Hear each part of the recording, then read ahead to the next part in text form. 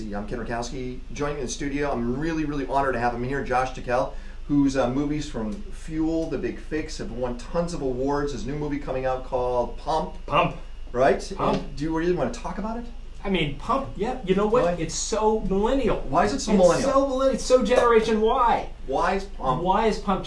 This is a movie about having choice at the gas pump. You ever notice you got choice in a lot of areas of your life? What kind of toothpaste you buy, what kind of car you buy? McDonald's. Yeah, for instance, you know, you go to the gas pump and all you've got is gasoline. I got 3 choices, don't Right, I? they're false choices. Oh, are Come they? on, I don't know. I got diesel now too. Yeah, well, it all comes from, you know, the same place, right? You're saying there's choices other places? So what if you had a choice between, like, you know, gasoline and an alternative fuel, and another alternative fuel, and even electricity? Why don't you have choice at the gas pump? That's what the movie's about. And it's because our cars only take one form of gas, right? But see, we're in a generation that doesn't just take things the way they've been presented, right? This is a generation that questions everything, often called Generation Y, as in why, right? Well, why don't we have choice at the gas pump? And can we hack our cars? Now that's exciting, and I can see where Generation Y would really get into that. Yeah. Because let's go to this Generation Y, some other key identifiers, okay? Right. Generation Y, the internet has always been part of their life. Almost always. Almost. Remember, right? Mosaic came out in 1993. Oh, okay, got it. So if it's 2000 or 1998. Yeah. Or excuse me, 1980. Yeah. What would have always been in their life then? So what was always in their life was video games. Actually, the Atari. Nolan Bushnell, There you go. Your Atari game console came out in 1977 and sold millions of units, of course, by 1980. So by the time the first millennials were being born, the game console was already in the living room, which means the gamification of life, you know, teaching people how to use those little Nintendo game controllers, getting a thumb on each side. You ever see how somebody uses an iPhone? Yep. Thumb on each side. That's right. So we had many years of training, moving icons around a screen, going to get the golden coins, staying away from the dangerous turtles. That becomes apps. Apps get you what you want. Okay. So there's a gamification of life turns into an appification of life, turns into an expectation that everything should be fun, it should add value to your life, and it should be participatory. Like, you should be included because you're part of the team, because you're special. Got it. How about this idea of the world itself? Millennials have seen a difference in the world than what you and I have seen in Generation X. What does Generation Y see the world as? Is it safe? Definitely not safe. It's not safe. Definitely not safe, and it's been institutionalized through serious repetition. You ever notice that when we got into the 90s and things like the Oklahoma City bombing happened, Columbine happened, you know, and then September 11th, and they were all interspersed, of course, with war. So it was like we had a big block of war interspersed with something terrible happening in the U.S. Another block of war, something terrible happens in the U.S. Another block of war, and so this is what they've seen when they turn on TV. No wonder they're watching less TV. But it's institutionalized kind of the world is a scary place. So do they feel like they can't do anything about it because they're watching this? And this is why when a brand pops around saying, here we are, they want to become more active and participatory with a brand because they feel like they have more of a movement with that? They feel that they can change anything. Okay. So there is, you know, hence the fact that we have the first black president of the United States of America. Which giant millennial vote was part of that. The largest in history. Right? So there is no issue that is so big that this generation doesn't believe it can just fix it. Usually with an app, and usually faster and smarter than everybody else. Right, of course. And one of the things that you see in this generation is a very strong startup mentality. So I call them wantrepreneurs. You know, they want to become entrepreneurs. They want to be not only their own brand, not only special, they want to be their own company and their own enterprise as well. So you're going to see 40 to 50% of these young people try and start a business within a few years of getting out of college. And we see that here on the show all the time, by the way.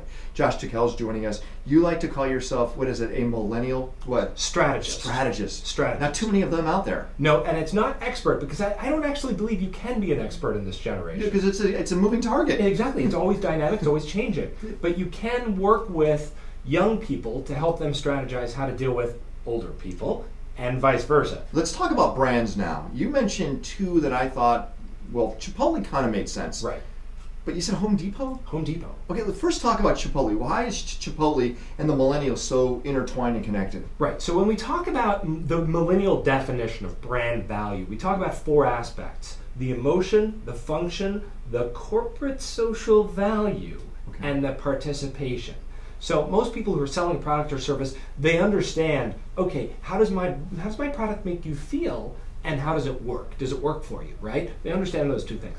Where most companies are falling down is they're falling down in being able to provide what we call a corporate social value, and they're falling down in being able to provide participation. And where's Chipotle blend all these together? Chipotle, in their burritos, in their stores, online, and in their persona, the idea of the brand, right? So if we break it down, we go, okay, how does this work? Well, functional, emotional.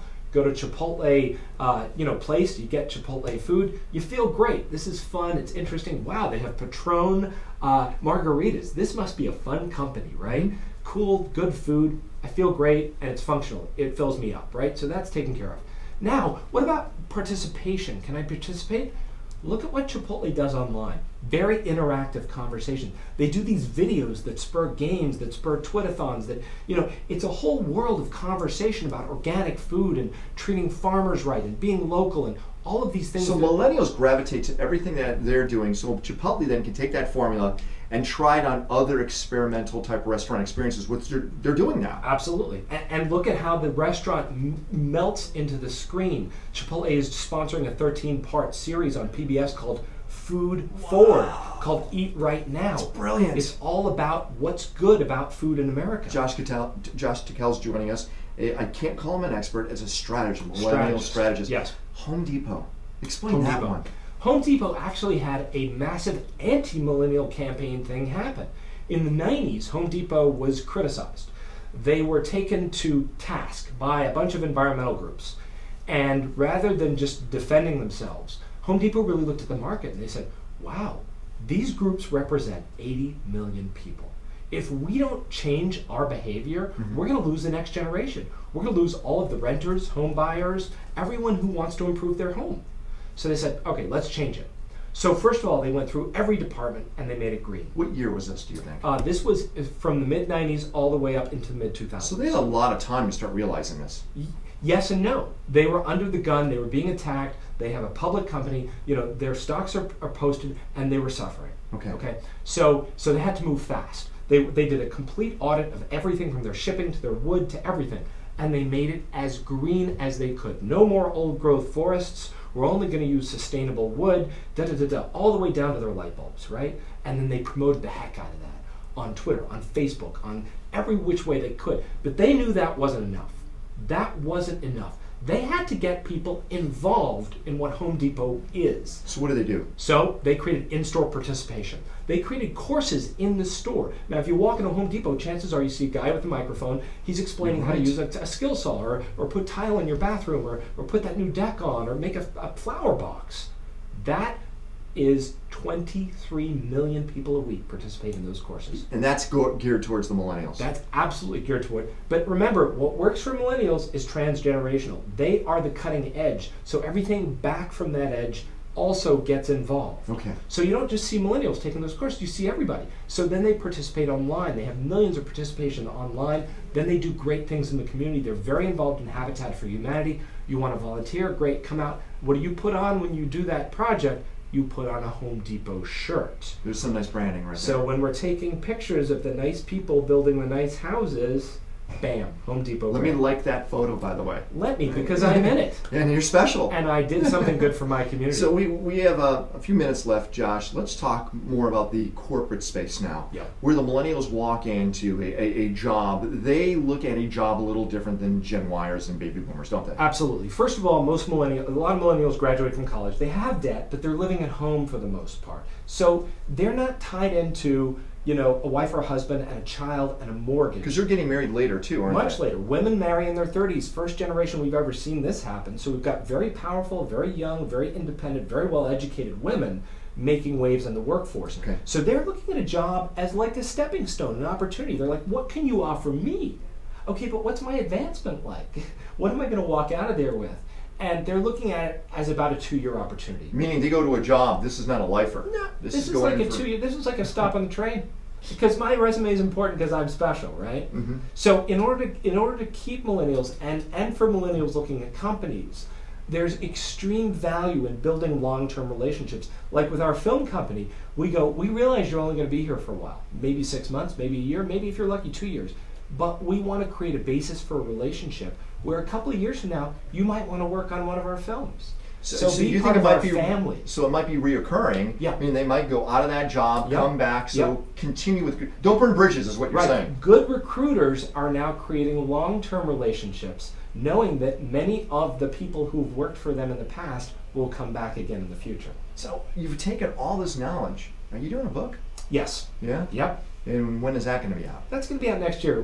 There may be a documentary as well. See, I think now this whole strategist concept, you've created a brand new career for yourself. So you should be doing keynote speeches, not just that, but you should be going to corporate entities where these companies, these big brands, need to know what you've realized to help them make the connection to this gigantic population. Ken, there's literally not enough hours in my day to deal with the demand. This is exploding. The emails, the phone calls, I cannot keep up with how many people want this information. What's amazing is it's parents wanting to know about their kids. It's kids wanting to talk to their parents. It's corporations wanting to talk to their employees. And it's employees wanting to talk to their corporations. I love it. Josh, people want to get a hold of you. Where do they go? JoshTickell.com. That's easy. Also Facebook, Twitter, JoshTickell.com. Of course, and like something there. Please. Right? You know? 30 likes at least, right? Josh, I love the new job that you've created. And in some ways, because of the film, which is coming out, just one of many, Pump is the film. Pump's It's all coming on the up. Josh Tickell website. Yeah.